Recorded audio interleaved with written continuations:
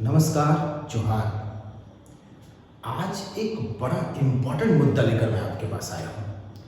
आज मैं आपको कुछ ऐसी चीज़ों के बारे में बताने वाला हूँ जिसके बारे में शायद आपने कभी सोचा नहीं होगा। आज मैं आपको कुछ ऐसी तथ्यों के बारे में, ऐसे एक नए चीज़ के बारे में बताने वाला हूँ जो शायद आपके लिए बहुत उपयोगी होगा। कुछ मन के सवाल जो आप किसी के सामने व्यक्त नहीं कर पाते हैं, कुछ ऐसी बातें जो आप किसी के सामने शेयर नहीं कर पाते हैं, उन सारी बातों का एक निचोड़ एक वीडियो में मैं आपको देना चाह रहा हूँ। बेसिकली आपको पीछे हमारे बैकग्राउंड देखकर इतना बात तो पता चल गया होगा कि आज के इस क्लास में मैं आपको ओपन स्कूलिंग के बारे में बात बताने वाला हूँ। ये NIOS क्या है? लिखा हुआ है NIOS में एडमिशन क्यों लें? आप पहले से जैक बोर्ड में पढ़ रहे हैं, आप पहले से CBSE में पढ़ रहे हैं, आप पहले से बिहार बोर्ड में पढ़ रहे हैं, आप पहले से उड़ीसा बोर्ड में पढ़ रहे हैं, तो आखिर आप एक नया टेंशन अपने सर पे क्यों मोलें? क्या कारण है कि आपको NIOS में एडमिशन लेना चाहिए जबकि आप ऑलरेडी किसी बोर्ड के स्टूडेंट हैं? उसके बाद भी अगर आप NIOS में एडमिशन लेते हैं तो क्या फर्क पड़ेगा? लिखता है देखिए, जैक, CBSE या NIOS या कोई दो, तीनों तो नहीं हो सकता। जैक, CBSE और NIOS तीन बोर्ड से आप पढ़ाई नहीं कर सकते, आप किसी दो बोर्ड से पढ़ाई कर सकते हैं। तो आप जैक के साथ क्या NIOS ले लेंगे? आप जैक के साथ NIOS करना चाहेंगे या आप CBSE के साथ NIOS करना चाहेंगे? क्या CBSE में आप पढ़ रहे हैं, साथ में आप NIOS में पढ़ना चाहेंगे? अगर पढ़ेंगे तो आपको क्या ही बेनिफिट होने वाला है, क्या फायदे होने वाले हैं, उसके बारे में आपको बताऊं। एक एक करके एक एक चीजों के बारे में बहुत विस्तार से बताऊंगा। आप इस वीडियो के साथ बने रहिए। आपको मैं इस बात का भरोसा दिलाता हूं कि आपको फायदे होंगे। चलिए बिना समय गवाए मैं आगे बढ़ता हूं और आपको समझाता हूं। NIOS open schooling. NIOS मतलब होता है national institute of open schooling, राष्ट्रीय मुक्त विद्यालय। क्या होता है राष्ट्रीय मुक्त विद्यालय? राष्ट्रीय मुक्त विद्यालय मतलब विद्यालय से मुक्त। ऐसा कैसे हो सकता है? एक बच्चा है जो मैट्रिक की पढ़ाई कर रहा है, इंटर की पढ़ाई कर रहा है और विद्यालय से मुक्त हो जाएगा वो? बिल्कुल होगा। कैसे होगा? देखिए, एक ऐसा बोर्ड है NIOS, एक ऐसा बोर्ड है जिसके लिए आपको विद्यालय जाने की जरूरत नहीं है। पहली बात और इम्पॉर्टेंट बात कि open schooling NIOS national institute of open schooling, जिसको मैं ओपन स्कूलिंग बुलाता हूँ, ओपन स्कूलिंग एक ऐसा बोर्ड है जहां आपको विद्यालय जाने की जरूरत नहीं है। मुझे ऐसा लगता है, मैं ऐसा सोचता हूँ कि जब भारत में शिक्षा की पहल को आगे बढ़ाया जा रहा होगा, उस वक्त बहुत सारे बच्चे ऐसे रहे होंगे जो विद्यालय जाने में असमर्थ होंगे, बहुत सारे परिवार ऐसे रहे होंगे जो अपने बच्चों को पढ़ा नहीं पा रहे होंगे, पैसे का अभाव रहा होगा, गरीबी रहा होगा। तो सरकार ने एक नई योजना बनाई, एक ऐसा विद्यालय बनाया जो आपके घर जाएगा, आप विद्यालय के घर नहीं आएंगे, विद्यालय आप तक जाएगा, आप विद्यालय तक नहीं आएंगे। बिल्कुल ऐसा ही है open schooling, national institute of open schooling NIOS। पहली बात कि NIOS बना क्यों? अब देखिए, अब मैं आपको ये समझा रहा हूँ कि आप NIOS में एडमिशन क्यों लें। मैं आपको कुल 3-4 कंडीशन बताऊंगा कि ओपन स्कूलिंग में एडमिशन लेने के क्या फायदे हैं। पहला कंडीशन ये, सबसे पहला कंडीशन मैं आपको ये बताता हूँ कि आप मान लीजिए अपना मैट्रिक कर चुके हैं। मैट्रिक करने के बाद का कंडीशन बता रहा हूँ, फिर मैं आपको मैट्रिक का भी कंडीशन बताऊँगा। मान लीजिए आप मैट्रिक कर लिए, आप इंटर करना चाहते हैं, लेकिन आपका टारगेट है कि 12th के साथ साथ, इस 12th के साथ साथ आप JEE क्रैक कर जाए, इंजीनियरिंग की एग्जाम लिख लें, या आप नीट का एग्जाम लिखना चाहते हैं।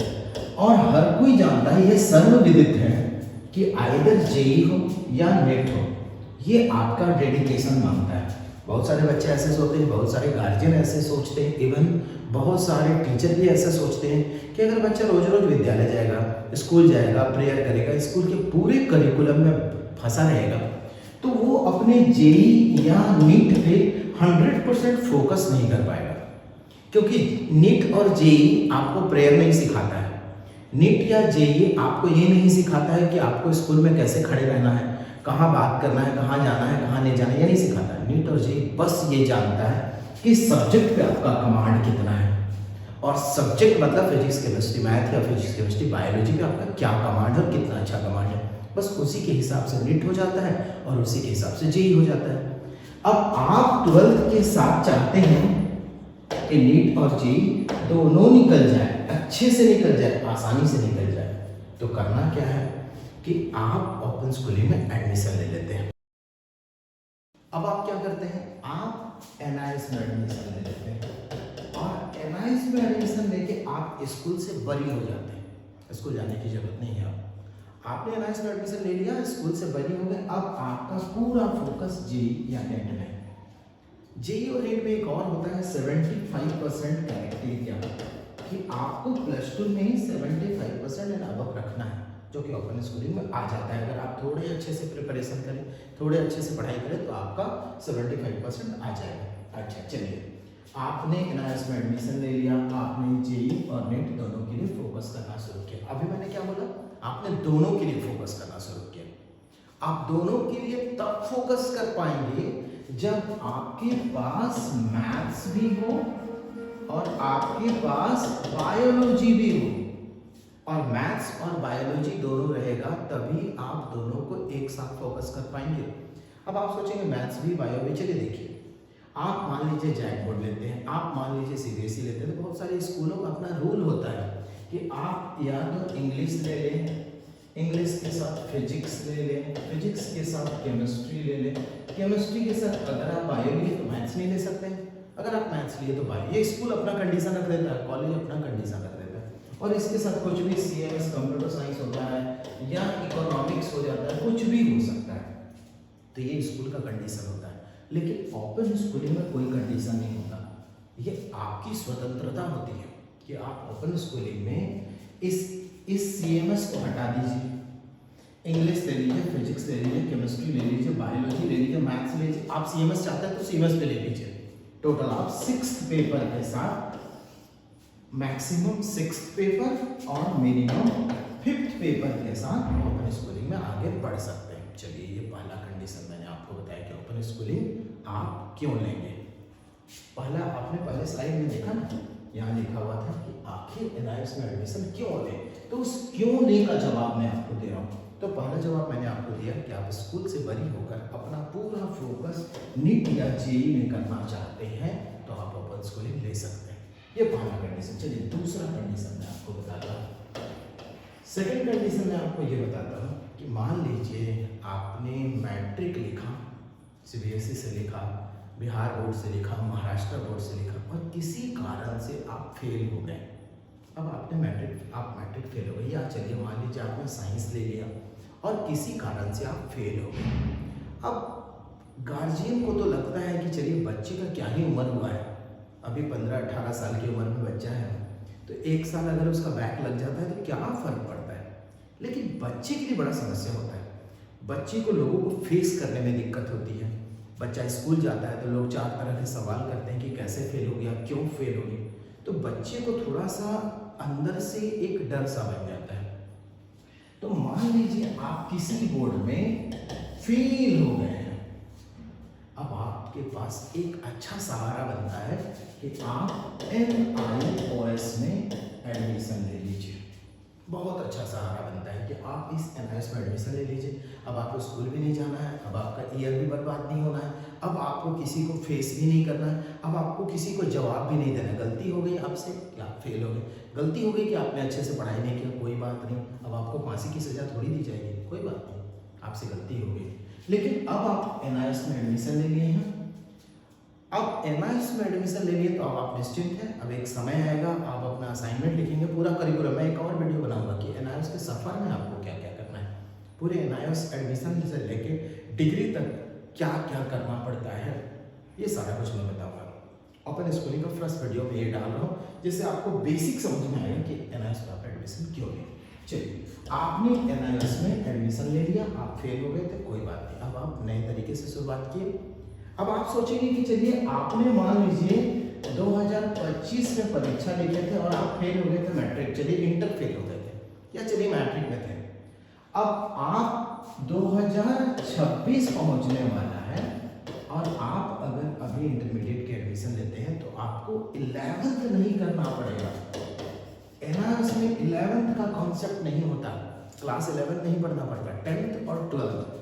2025 में आपने 10th किया था तो 2027 में आपका 12th होना ही होना है। इस बीच में आपको 5 सब्जेक्ट में बस पास कर जाना है। 5 सब्जेक्ट मिनिमम, मैक्सिमम 6 सब्जेक्ट आप रख सकते हैं। तो कम से कम आपको इस 5 सब्जेक्ट में पास हो जाना है 2 साल के अंदर। 11th करने की जरूरत ही नहीं, 11th का कोई कॉन्सेप्ट नहीं होता ओपन स्कूलिंग में। तो बस आप इस 2 साल के अंदर में आप इस 5 सब्जेक्ट में पास कर जाइए। तो देखिए मैंने आपको दूसरा वजह बताया कि ओपन स्कूलिंग में आप एडमिशन क्यों ले, ये दूसरा वजह है। अब मैं आपको तीसरा वजह बताता हूँ कि ओपन स्कूलिंग में अगर आप एडमिशन लेते हैं तो आपको क्या कुछ फायदे होंगे। चलिए तीसरा वजह बता रहा हूँ, ध्यान से समझिए। तीसरा वजह बताता हूँ कि ओपन स्कूलिंग में आप एडमिशन किया। मान लीजिए ऐसा ना हो, भगवान ना करे कि ऐसा हो, लेकिन अगर मान लीजिए अभी आप 2026 में अपना 12th या 10th की परीक्षा लिख रहे हैं, अभी आप 2026 में 10th या 12th की परीक्षा आप लिख रहे हैं, अब आप हो जाते हैं फेल।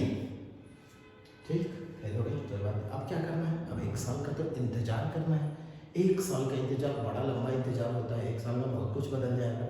आप नहीं चाहते हैं अपना ईयर ड्रॉप करना, ईयर ड्रॉप करना नहीं चाहते हैं, तो एनआईओएस एक ऐसा फैसिलिटी देता है जिसको बोलते हैं TOC, ट्रांसफर ऑफ क्रेडिट। अब ये ट्रांसफर ऑफ क्रेडिट क्या होता है मैं आपको समझाता हूँ। देखिए ये तीसरा वजह है, बड़ा ध्यान से सुनिएगा, और चौथा वजह मैं आपको फिर से बताऊंगा।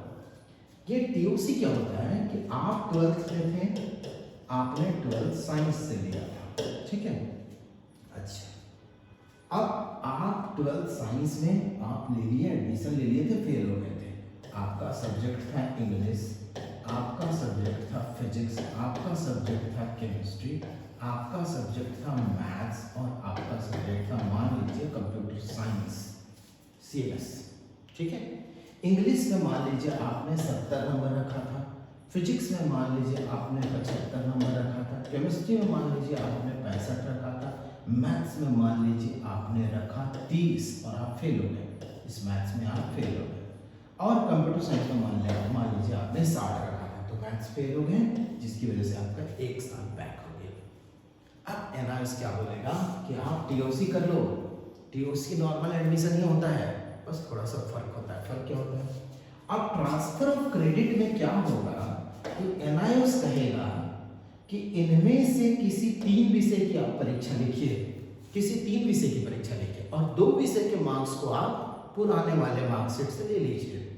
तो जैसे मान लीजिए कि आपका इंग्लिश में 70 था, तो इसको आपको TOC करना पड़ता है, मतलब ट्रांसफर ऑफ क्रेडिट। अच्छा, और एक बात बता दूं, मान लीजिए आप जैक के स्टूडेंट थे, अब आप एनआईओएस में काम कर रहे हैं, एनआईओएस में आप एडमिशन लेना चाह रहे हैं, तो TOC आप कर दिए, आपका 70 नंबर आ गया, एग्जाम में लिख रहे हैं 70 नंबर आ जाएगा, बस ट्रांसफर ऑफ क्रेडिट। मान लीजिए केमिस्ट्री आपका अच्छा था, इसको आपने TOC कर दिया, 65 नंबर आ गया। अब आपको फिजिक्स, मैथ्स और कंप्यूटर साइंस की परीक्षा लिखनी होगी पूरे प्रोसेस में। अब जब फिजिक्स की आप परीक्षा लिखेंगे, आपका मान लीजिए 75% से ज़्यादा 80% आ गया, ठीक है, नए मार्कशीट पे 80 आ जाएगा। मैथ्स में 30 की जगह 60 आ गया, चलिए। कंप्यूटर साइंस में ज़्यादा नहीं, 2 नंबर बढ़ा 62 आ गया। तो जो नया मार्कशीट बनकर आएगा उसमें फिजिक्स का भी मार्क्स होगा, मैथ्स का भी मार्क्स होगा, कंप्यूटर साइंस का होगा जो आपने परीक्षा लिखा था, साथ में केमिस्ट्री का भी मार्क्स होगा और इंग्लिश का भी मार्क्स होगा, और 5 विषय का एक फ्रेश मार्कशीट होगा। अब आप सोचेंगे कि 2 सब्जेक्ट का मैंने परीक्षा नहीं लिखा, तो एनआईओएस हमारे ऊपर किस हिसाब से फेक करेगा कि हमारा जैक में 70 था या केमिस्ट्री में 65 था, ये ओपन स्कूलिंग को कैसे पता चलेगा। तो इसके लिए क्या करना पड़ेगा कि अगर आप जैक या CBSE से फेल हुए थे, तो जैक और CBSE आपको एक मार्कशीट इशू करता है। वो मार्कशीट ओरिजिनल मार्कशीट जैसा ही होता है, लेकिन नीचे में फेल या कंपार्ट लिखा होता है, जिस मार्कशीट का आपके पास कोई यूज नहीं होने वाला है फ्यूचर में। उस फेल वाले मार्कशीट को रख के आप करेंगे क्या, तो करना क्या पड़ता है, उस फेल वाले मार्कशीट को एनआईओएस के रीजनल सेंटर ले जाके पहुंचाना पड़ता है। और रीजनल सेंटर अगर आप ले जाके पहुंचाते हैं तो वो मार्कशीट रीजनल सेंटर से दिल्ली सेंटर चला जाता है और वहां से मार्क्स अपडेट होता है और पूरी 5 सब्जेक्ट का मार्क्स फ्रेश आ जाता है, फ्रेश मार्कशीट बनकर आ जाता है। तो ये एनआईओएस में एडमिशन लेने का तीसरा वजह है। अब मैं आपको चौथा और आखिरी वजह बताता हूँ। इसके बाद फर्दर बहुत सारे मैं वीडियो डालूंगा, आपको एनआईओएस के बारे में बहुत कुछ बताऊंगा, लेकिन ये चौथा वजह आप जान लीजिए कि एनआईओएस में एडमिशन लेने का चौथा वजह क्या हो सकता है। मान लीजिए कि आप किसी एक स्कूल में पढ़ाई कर रहे थे, ठीक है, आप एक पर्टिकुलर स्कूल में पढ़ाई कर रहे थे। पढ़ाई करते करते जब आप 9th क्लास में पहुंचे तो कुछ एक ऐसा वजह रहा जिस वजह से आपका पढ़ाई छूट गया। या मान लीजिए कि जब आप 9th में थे तो आपके घर की परिस्थिति अच्छी नहीं थी, आप काम करने लग गए और आपका 9th छूट गया, 10th छूट गया, 11th छूट गया, 12th छूट गया, सब छूट गया पढ़ाई। या मान लीजिए कि आपने 10th कर लिया था और 10th करने के बाद आप काम करने लग गए या किसी वजह से आपका पढ़ाई छूट गया और मान लीजिए कि 5 साल का गैप हो गया। 10th के बाद 5 साल या 8 क्लास पढ़े थे और 5 साल का गैप हो गया। तब एनआईओएस आपको बहुत अच्छा एक सहारा देता है। क्या सहारा देता है? अगर आपकी उम्र 15 साल 14 से 15 साल है तो एनआईओएस आपको डायरेक्ट 10th क्लास लिखने का परमिशन देता है कि आप डायरेक्ट 10th लिख सकते हैं। अगर आपने मैट्रिक लिखा था, 10th लिखा था और अब ये गैप हो गया और अब आप 12th लिखना चाहते हैं तो कम से कम 2 साल का गैप होना चाहिए। और इस 2 साल के गैप के बाद जब आप 12th में आप एडमिशन लेंगे तो अभी मान लीजिए इस सेशन की बात कर रहा हूँ कि अभी अगर मान लीजिए अक्टूबर 2026 में आप एडमिशन लेते हैं, इसी साल आपका 12th का, तो एक लंबे गैप के बाद आप वापस पढ़ाई करना चाहते हैं, ये 2 साल का मिनिमम गैप होना चाहिए। एनआईओएस आपको डायरेक्ट 12th क्लास करवा देगा, डायरेक्ट आप 12th की परीक्षा दे सकते हैं, 11th नहीं लिखना पड़ेगा। ये आखिरी और एक बहुत अच्छा वजह है कि आप एनआईओएस में एडमिशन ले सकते हैं। अब आपको मैं एक छोटी सी चीज बताऊंगा जो हमारे तरफ से मैं चाहता हूं आपको देना।